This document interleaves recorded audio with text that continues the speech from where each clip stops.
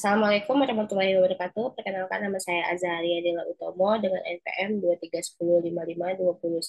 231055201121, Program Studi Teknik Informatika Universitas Indonesia Batam. Hari ini saya akan mempresentasikan tugas paper saya yang berjudul Analisa Serangan Ransomware Lockbit pada tahun 2022 hingga 2023.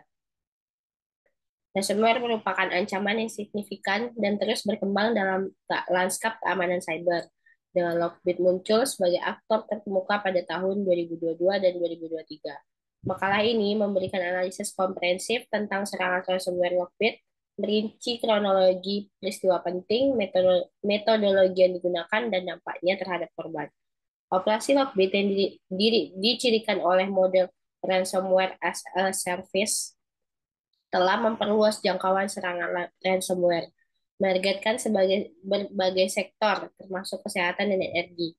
Studi ini meneliti metode serangan utama seperti phishing, eksploitasi kerentanan, dan taktik pemerasan ganda yang mengungkapkan kerugian finansial yang substansial, gangguan operasional, dan kerusakan reputasi yang dihadapi oleh organisasi yang terkena dampak.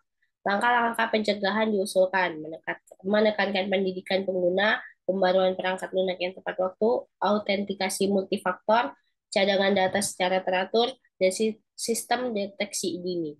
Temuan tersebut menekankan perlunya adanya organisasi untuk menghadapi strategi keamanan cyber yang proaktif, berkolaborasi dengan pihak berwenang, dan menghindari pembayaran tebusan.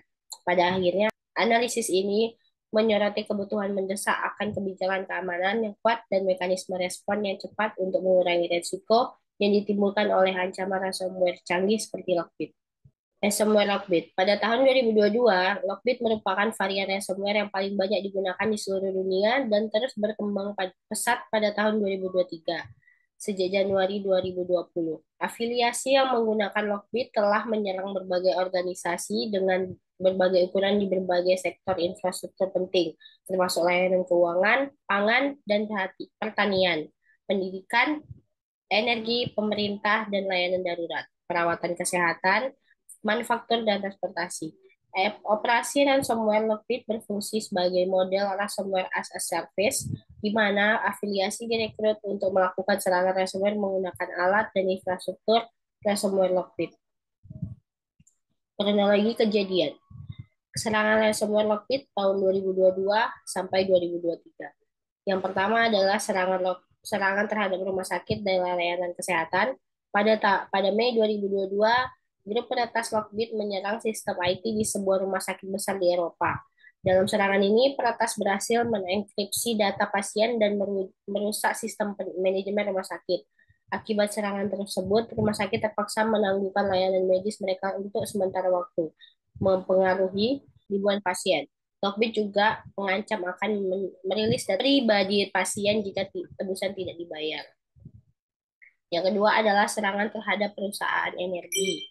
Pada Februari 2023, serangan besar lainnya terjadi pada sebuah perusahaan besar energi besar di Eropa yang memanfaatkan Lockbit untuk mengenkripsi data sensitif dan mengancam untuk merusak sistem SCADA, Supervisor Control and Data Acquisition mereka.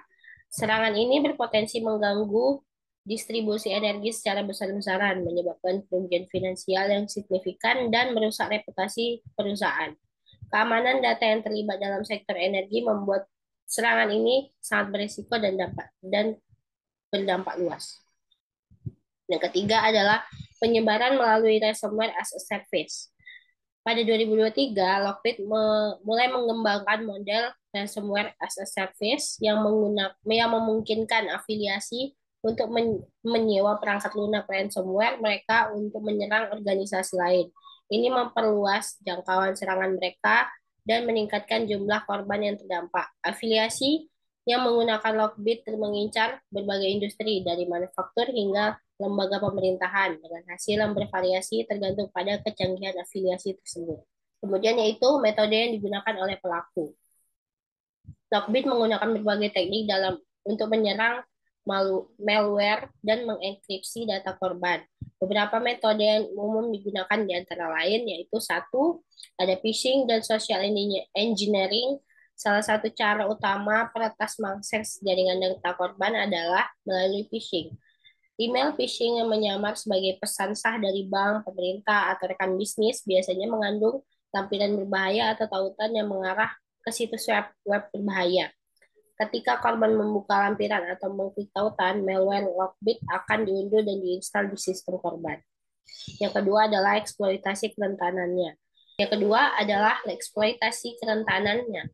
Lockbit juga memanfaatkan kerentanannya dalam perangkat lunak yang belum diperbarui atau yang memiliki celah keamanan. Salah satu contoh eksploitasi yang digunakan oleh Lockbit adalah melalui RDP, Remote Desktop Protocol, yang memungkinkan peretas untuk mengakses dan mengendalikan komputer korban dari jarak jauh. Selain itu, Lockbit juga sering memanfaatkan vulnerabilities di aplikasi-aplikasi seperti Microsoft Exchange yang memungkinkan mereka untuk menembus sistem dengan cepat. Terus yang ketiga adalah penggunaan ransomware as a service.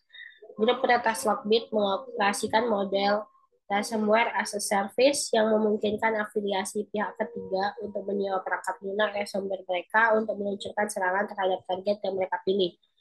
RAAS mengurangi hambatan teknis bagi peretas yang tidak memiliki keterampilan untuk membuat ransomware mereka sendiri dan memperluas cakupan serangan Lockbit secara signifikan. Yang keempat adalah teknik double extortion. Salah satu ciri khas dari serangan Lockbit adalah menggunakan double extortion. Setelah mengekskripsi data korban, peretas tidak hanya menuntut tebusan untuk mendeskripsi data, tetapi juga mengancam akan merilis data yang dicuri di dark web jika pembayarannya tidak dilakukan. Teknik ini meningkatkan tekanan terhadap korban untuk membayar, karena selain kehilangan akses ke data, mereka juga menghadapi resiko kebocoran informasi sensitif. Kemudian adalah dampak serangan Lockbit terhadap korban. Yang pertama adalah kerugian finansial. Kemudian adalah gangguan operasional, yang ketiga adalah kerusakan reputasi. Kemudian kita membahas langkah-langkah yang dapat dilakukan untuk mencegah serangan Lockbit, yaitu yang pertama pendidikan dan pelatihan pengguna.